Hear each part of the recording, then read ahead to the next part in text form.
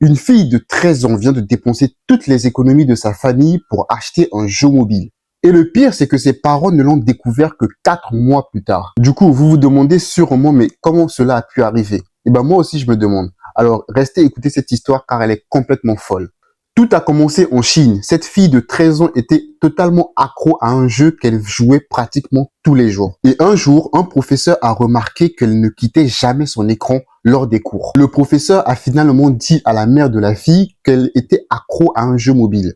Et je pense que c'est à ce moment-là que la mère a découvert qu'il lui restait 7 centimes dans son compte bancaire. Oui, vous avez bien entendu, 7 centimes. Retenez bien que le compte bancaire de sa mère contenait 64 000 euros environ. Cette fille a donc dépensé 64 000 euros pour un jeu mobile. Je me demande de quel jeu il s'agit en fait. C'est fou en fait. Là, 64 000 euros, c'est le prix d'une maison. 64 000 euros, c'est le prix d'une voiture. C'est fou. Imaginez que vous travaillez dur pour économiser une certaine somme d'argent et que lorsque vous rentrez dans votre compte bancaire, vous vous rendez compte qu'il n'y a même pas 1 euro de quoi vous acheter une baguette. Vous pouvez pas s'acheter une baguette carrément alors que vous êtes censé avoir 64 000 euros à l'intérieur de ce compte. C'est vraiment, c'est choquant en fait.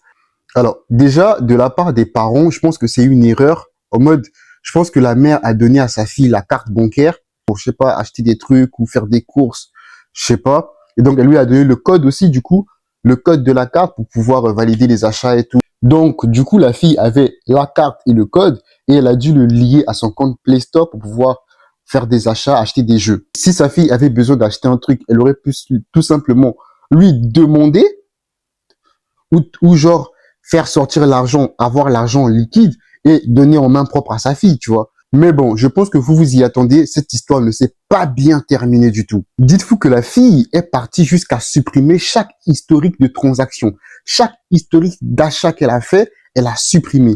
C'est une maligne, hein. Parce que normalement, un enfant, il achète un truc par erreur. Tu vas découvrir dans les historiques d'achat, tu vas voir que, ah, mais ton enfant a acheté tel truc. Après, tu vas demander à l'enfant, il va te dire, mais je ne savais pas. Je ne savais pas que j'avais acheté un truc, tu vois. Moi, je voulais juste télécharger le jeu. Je ne savais pas que c'était payant. Mais la fille, là, elle savait très bien que le jeu qu'elle a acheté, c'était payant et que ça coûtait une vraie blinde. En général, vous pouvez obtenir des remboursements lorsque vous faites ce type d'achat en ligne. Mais il était trop tard. Je vous ai dit, ses parents l'ont découvert que 4 mois plus tard que leur fille avait fait un tel achat.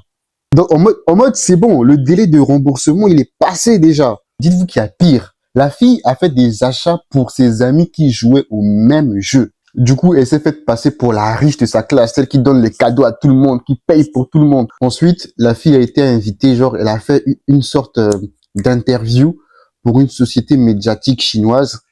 Et genre, la fille, elle a dit qu'elle ne voulait pas payer pour ses amis, mais elle a fait quand même. Et du coup, les clips de cette interview, les clips de cette histoire ont fait genre des millions de vues sur Twitter. Cette histoire a été postée, ça a fait des millions de vues. Donc moi, je me demande, est-ce que les parents ont eu quand même un peu d'argent pour par rapport aux vues que les TikTok, que les tweets ont fait, ou ils ont rien eu? Parce qu'on va pas se mentir, ils vont rien faire avec 7 centimes sur leur compte en banque. En tout cas, je ne sais pas de quel jeu mobile il s'agissait. Je ne sais pas quel jeu peut te faire dépenser 60 000 euros. Mais j'espère, vraiment j'espère que la fille était dans le top 5, dans le top 3 des meilleurs joueurs au jeu. Parce que pour avoir dépensé cette somme et qu'elle est nulle au jeu, frère, je vais péter un câble. Je vais péter un câble. Tu dépenses 60 000 euros et tu es nul au jeu. Attends, tu es pas sérieuse. Si elle est vraiment nulle au jeu, donc c'était vraiment un mauvais investissement. C'est vraiment un mauvais investissement. Ça n'en valait pas la peine, en fait. Bref, les gars, j'espère que vous avez aimé cette vidéo. J'espère que vous avez appuyé sur le petit pouce ou sur le petit cœur sur TikTok.